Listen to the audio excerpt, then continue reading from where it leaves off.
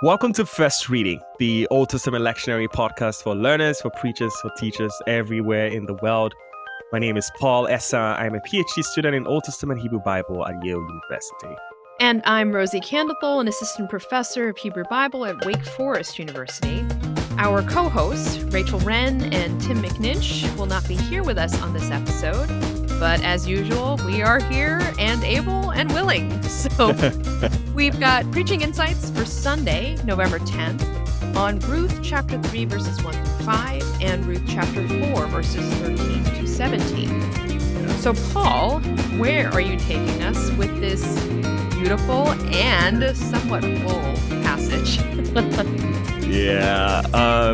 The narrative of Ruth, the entire book of Ruth is so rich, but it also has some tensions. It comes with some grace. Chapter 3, if we remember, preachers, opens up with Naomi, Ruth's mother-in-law, giving Ruth this sort of audacious plan about how they would survive the next few years ahead of them. And Naomi tells Ruth to go down the threshing floor where Boaz is winnowing barley and to wait for the right moment to uncover his feet and to lie down. That's a very important, moment in the story.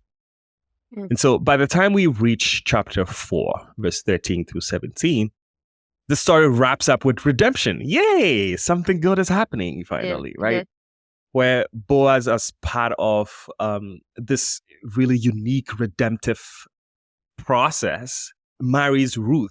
And they have a son, and they name the son Obed, who becomes the grandfather of David, an ancestor of Jesus. And it is truly like a tightly woven narrative about, desperation for survival. There's also something about risk, which I'm going to talk a lot about in the next few minutes. And then loyalty, if you remember, like the language of, wherever you go, I will go with you. Your God will be my God. Your people will be my people. This is Ruth talking to Naomi.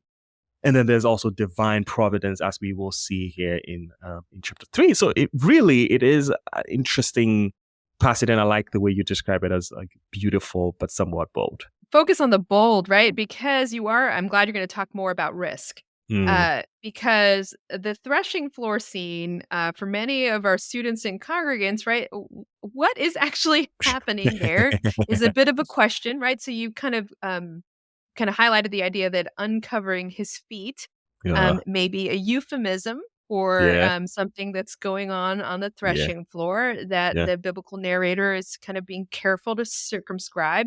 But there is something there that's quite fascinating and awkwardly suggestive, right?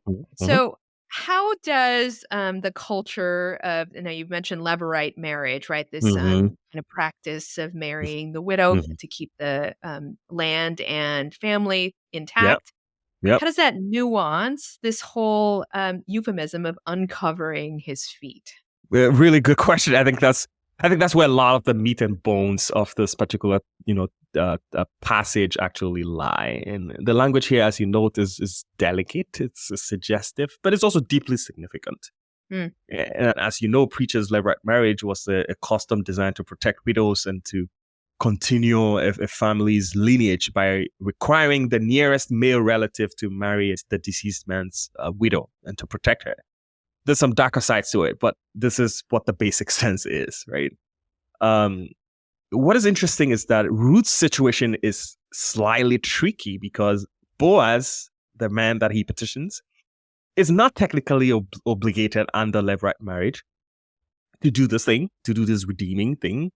He isn't the closest relative in this case, right? So Naomi's plan, therefore, to go to Boaz and to do this thing is a little bit of a strategic gamble. It could work, it could not work, and for me, that's where the risk is coming from.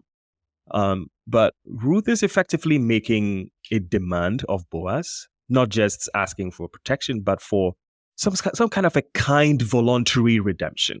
Can you please help me? I'm in desperate need right now.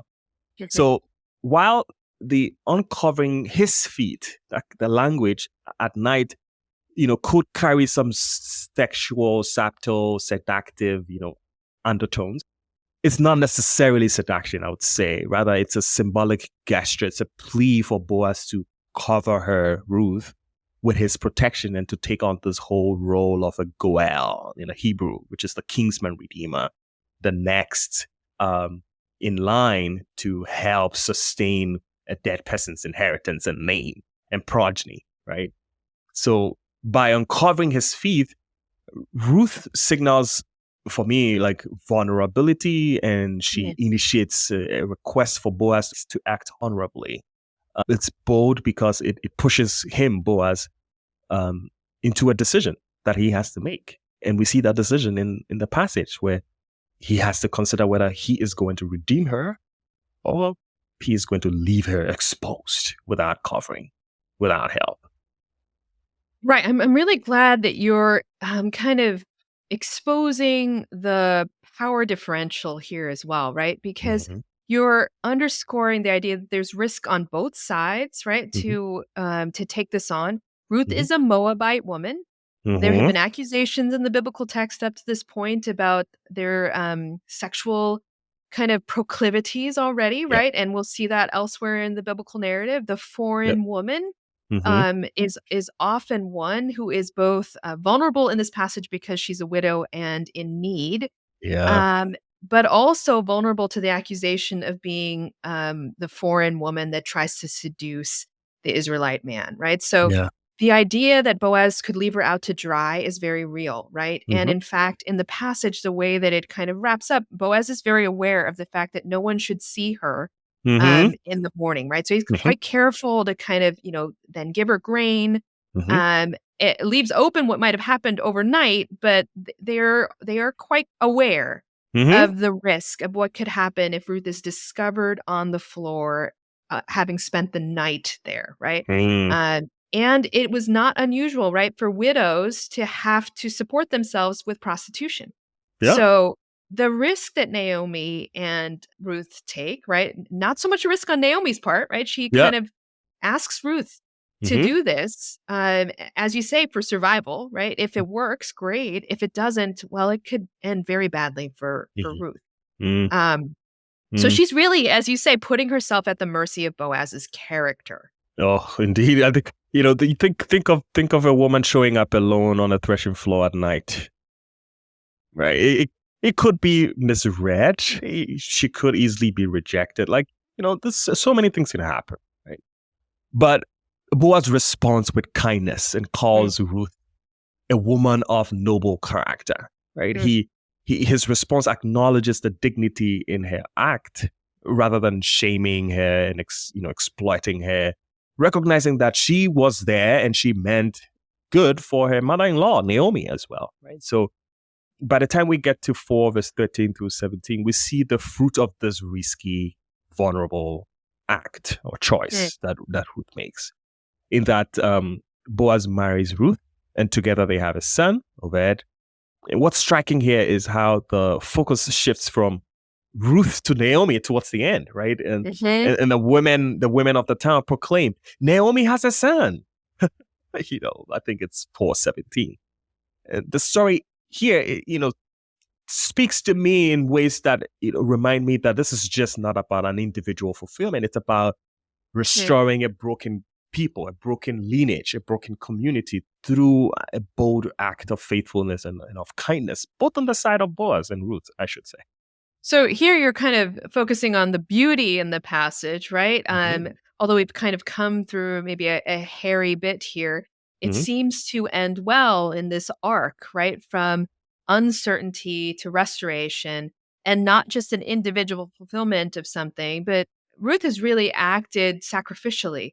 Yep. And Boaz recognizes that her act is in service to her mother-in-law and that family, right? Yep. So Ruth is willing to put herself in that position to preserve and to kind of continue the line, not only for Naomi, but for Naomi's whole generation, right? Like the men in Actually. her family. Yeah. Yeah. So what is the preaching tip you might offer for this text? I mean, I'm sure preachers could talk about a lot of things, but along the lines of what we've been talking about right now, I think there's something here about focusing on the transformative power of vulnerability. because vulnerability is a really difficult thing to do, to put yourself in a position where you're exposed, right? It's a tough thing, and it's not something that we would naturally be inclined to do. It's not our default position as people. It would take some kind of an effort, especially for people like me who are like, we like to be a little bit assembled and well collected and well presented and all that, right? It's kind of tough. And so Ruth's courage and willingness to take risks despite the odds paves the way for redemption, as we've seen. And I think preachers can draw parallels on how God often works through risky, uncertain situations, right? Inviting us to trust even when the outcome is unknown. And this reminds me also a little bit of the Job passages that we've been talking about in the past, right? There's this difficult thing about living in uncertainty and trying to find meaning when you cannot see the future, and when situations are tough, right? And you can also not see the future. But I think Ruth models a different way out, right? Which is she leans into faith and she takes bold steps. And so, if I were preaching this passage, I'll probably think carefully about this and see how I can tease out this a little more and develop it into a preaching tip. I love, first of all, the idea that you're seeing faith as the willingness to risk, and that you're also pointing to, the messiness, the uncertainty of risk, right? The willingness to kind of put yourself in a position where you could be rejected or received, right? And you're kind of drawing the connection, I think really a nice one, between Job and Ruth, too. They are both kind of bold in their questioning of their circumstance at the moment and willing to try to do something about it, right? Yeah. But I can see all kinds of pitfalls, even in this kind of presentation of faith, right? So where might you caution preachers? I would say it in a very funny way first, which is, don't read the book of Ruth, or don't read Ruth chapter 3 at your wedding, right? This is not a wedding. This is not a wedding passage. Avoid romanticizing the story. I think that while Ruth and Boaz's relationship can look a lot like a love story, it is more about survival and responsibility, right? Ruth doesn't pursue Boaz for romance. Neither should you use this passage as a model of saying, yeah, women, here's an example. There's a reason why you should propose to your man. This is not about that, right? Right, it's not a gender reversal kind of it's no, or a simple one like that, yeah. At all. And I've heard people do that a lot. I think that Ruth is seeking security for herself and for Naomi. And preachers should be careful not to reduce the story to some sort of a biblical Hallmark movie. And the real beauty of this narrative lies in its portrayal of God working through human risk, God working through human faithfulness, God working through human vulnerability. Right? That's a powerful thing to think about. And also, I'll say that preachers should be cautious not to present this as a prosperity narrative, where, every risky act would necessarily lead to a happy ending. Not all stories need to lead to a happy ending. Yeah, I think we should try and curb that a little bit and tone it down a little bit, especially in this particular passage. I think that Ruth's story ends with joy, yes, but it comes after seasons of grief. It comes after a long failed migration. It comes after uncertainty. It comes after death, even like a series of death, even and suffering in a society that unfortunately doesn't pay a lot of attention to women, especially widowed women, right? And so we should read redemption in this story. Not as a way of erasing that pain, but that, redemption comes after pain. And actually, redemption transforms pain. Yeah. Yeah, that's a really important caution. I think the fact that you're emphasizing what has come before, right? So to not forget the tragedies that these women have lived through, and that this really is a story about survival rather than, kind of an easy romance, a Hallmark story, as you've said, right? Well, Paul, I think you've given our preachers and our teachers a lot to think about today as they present this story of Ruth. Thank you for your insights, and thank you for bringing out the beauty and the horror of the story in Ruth chapter 3, verses 1 through 5, and chapters 4, verses 13 through 17. Thank you very much. Yeah, thank you, Paul. Friends, we hope you found something helpful in our discussion today. Remember, you can find an episode on nearly every passage in our lectionary by using the search box on our website, firstreadingpodcast.com. And while you're there, take a look at our merchandise or make a donation to help keep this podcast going if it's helpful to you. And a big thank you to those of you who have already donated. We are grateful for your support. Subscribe wherever you get your podcasts. And if you found us helpful, leave us a review on Apple or Spotify or wherever you find us. Until next time, I'm Rosie Candlethal. And I'm Paul Esser. Have a great week preaching.